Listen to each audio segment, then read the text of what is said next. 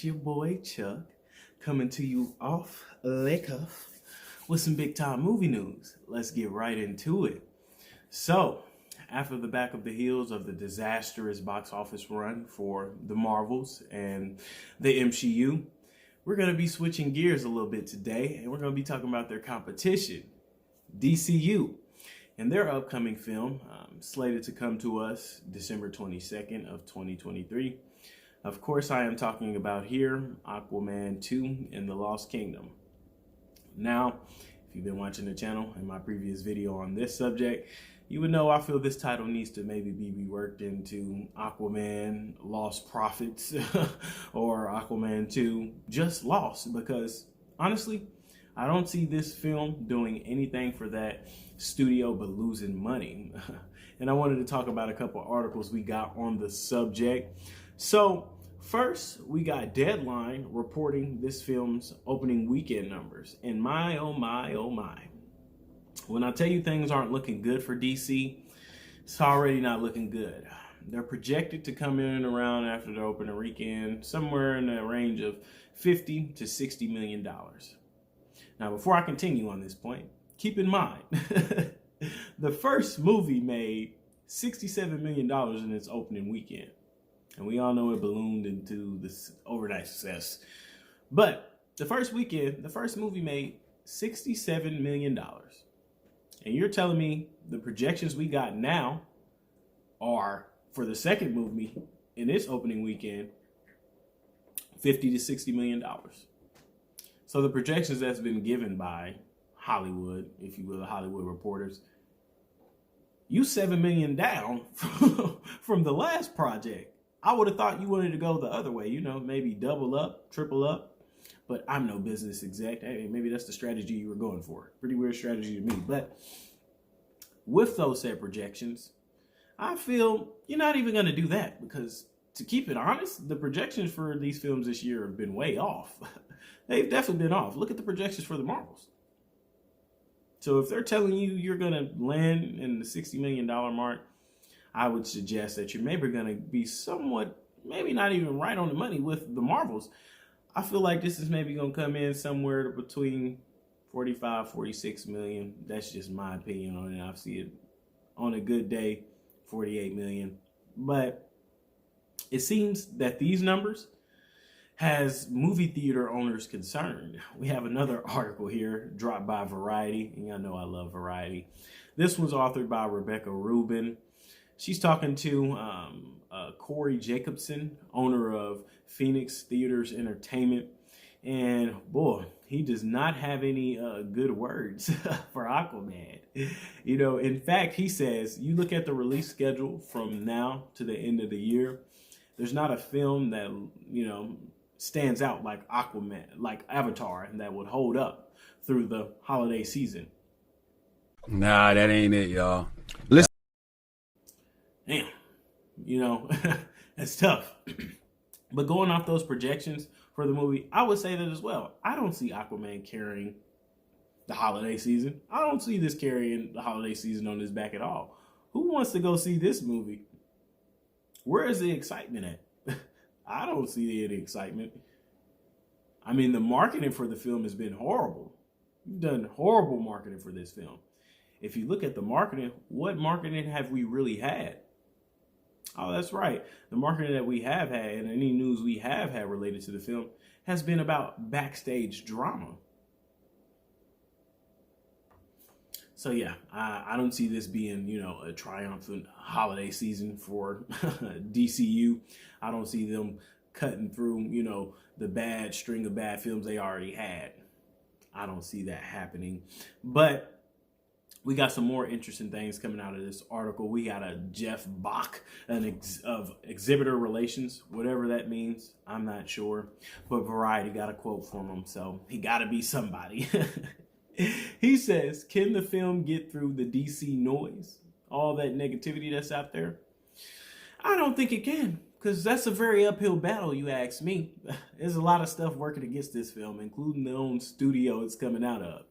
You got, at the beginning of this year, the new co-head of the studio, James Gunn, along with Peter Safran, Again, this is January 1st they announced this. They announced a reboot, full-fledged reboot, or somewhat reboot, you know. They're keeping all the trash characters, getting rid of everybody you care about, basically. And, you know, starting over. And with that being said, again, they're getting rid of all the trash characters. So Aquaman's one of them. You would have thought before they announced that reboot, they would have sat back and thought, hey, we still got a full slate of movies coming out. All 4 of these are basically based in the DCU, prior DC universe. You think if we announce a reboot, it's going to kill excitement? No, you are so dumb. You are really dumb. For real. Well, I'll tell you my thoughts on it. If you look at these projections, I think it killed a lot of excitement for the film. Why do we need to go see this if we're getting a whole nother universe? Where does this lead to? Oh, okay, it doesn't matter. So with us going in knowing that this film was going to be, you know, that this universe is going to be rebooted, you know, we don't care. What is the point of me coming to this movie? It doesn't matter how good this movie does at the box office. Y'all not doing another one. Y'all rebooting the universe. So you just should have thought about that, James Gunn, before you announced, you know, a reboot. Because with the announcement of the reboot, we have more problems for this film. Not only was, again, the whole universe announced to be rebooted, after that, you get trickles and murmurs of Jason Momoa playing Lobo. Like, damn, can he get through playing Aquaman first before y'all start trying to get him into his next role and make money off of that? Just goes to show where your priorities are, James Gunn. As a leader, a businessman, an executive, you should have had at least the common sense to think, oh, maybe this will affect our upcoming releases budget, or profits. But I don't think, you know, you were worried about that. It ain't your movie. But anyway, besides the whole reboot mess, there's also another person. We have one Amber Heard. She's still attached to this film. You think that would have maybe caused a little bit of excitement to be lost? I think so. Again, you take a look at The Flash and Ezra Miller's whole situation. Look at the profits that film brought you. Oh, that's right, it brought you none. So you can't look at that. Look at the disaster that film brought you. Because it damn sure brought you a disaster. One of the worst movies ever in the comic book space. And look at Amber Heard's situation. You know, you look at these two stars, they got a lot, you know, just in their personal life, maybe not the situation, but they got one thing in common. They both are very, very volatile, crazy, out of pocket people. Doesn't really look like anyone's been doing cocaine off that table, does it? With all due respect, I'm not sure you know how that works. I'm asking if you do. You've testified you've done cocaine. I have.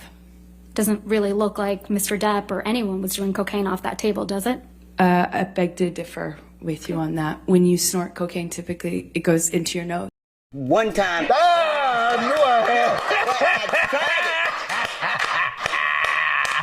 I knew I had something going on there. I can smell it. I can smell it. Anybody coming here having used crack, I can smell it.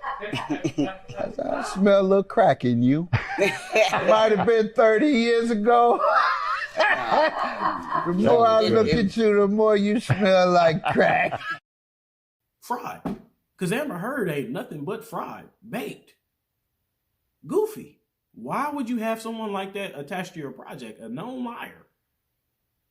People don't like her. But I don't know. Maybe y'all like her over at DC. Again, I'm not one of the business execs, so it ain't my really decision to make. But if you ask me, she could have been removed from the film. She could have been recasted. She could have died off screen. Again, this is a film that's not going to have a future as we have a reboot upcoming. So it really doesn't matter what you do with this person or character.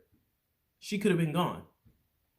So with all of that being said, and all the problems this film is facing, box office pros are predicting this film to land its whole run with $105 to $168 million.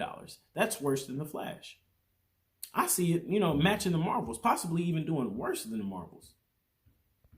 Screen Rant certainly thinks this could do worse than the Marvels. I hate that DC is in this predicament because if this fails, y'all officially going 4 for 4 to field goal, boy. Y'all going 4 for 4. Yeah, nothing y'all put up made it. Who are y'all? DC Studios? Or again, Wendy's? What is this?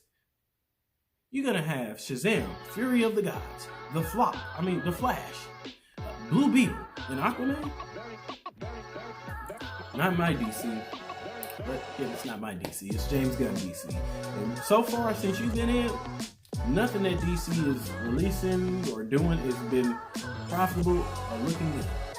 But it's just the first year. Again, Aquaman hasn't come out. We're just going off of projections. Stated earlier in the video, projections been off, but that could be either way.